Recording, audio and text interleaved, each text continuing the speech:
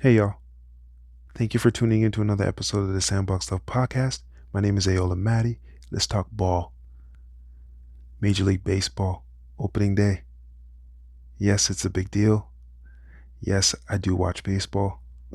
And yes, I do love the Blue Jays. Okay, so we got that clear. Okay, it was a rough day for the Blue Jays today. We lost 12-2 at home in our home opener to the Baltimore Orioles. Burrows got rocked all over the field. It definitely wasn't a good outing for him. But again, too, there's definitely a dark cloud hovering over the Blue Jays team. And we're going to discuss it a little bit. You know, we still haven't signed Vladimir Guerrero.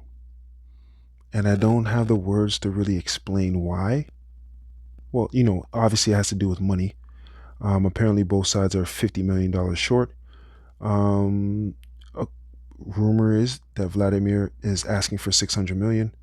The Blue Jays countered with 500 million.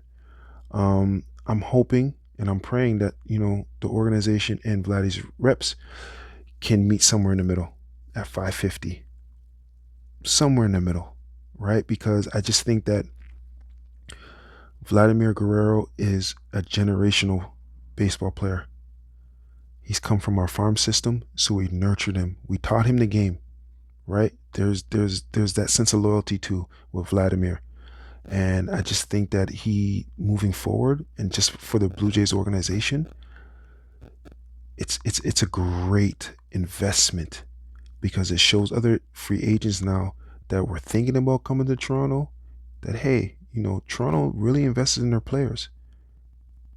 They really do care about their players, right? And especially with the Toronto sports scene, we always have to overplay because free agents, for some apparent reason, don't want to come to Toronto, which I understand. I don't agree with, but I understand, right? So I'm just hoping and praying that, the organization and Vladdy's reps can meet somewhere in the middle because at the end of the day, he is a generational talent. He knows his worth. He's a four-time All-Star, 4 out of 6 seasons, might I add. 4 out of his first 6 seasons, he's an All-Star. Slugging percentage through the roof. On base percentage is good. His batting average is decent every year. He hits for power, and he can play third base, and he plays first base, right?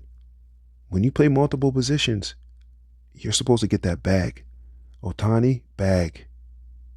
Soto, bag. And then Vladdy's hoping, bag, right? So Vladimir definitely knows his worth, and he's not settling. And I respect that, and I understand that. But at the end of the day, too, there has to be a compromise. Looking at our starting pitching this season, a lot of big names. Scherzer, like Hall of Fame pitcher. Burrows, good pitcher, even though he had a bad outing today. Gosman, like we have some players. We have some pitchers. I mean, like we have some starting pitching. I don't know what the bullpen looks like, and I don't know who's going to close for us.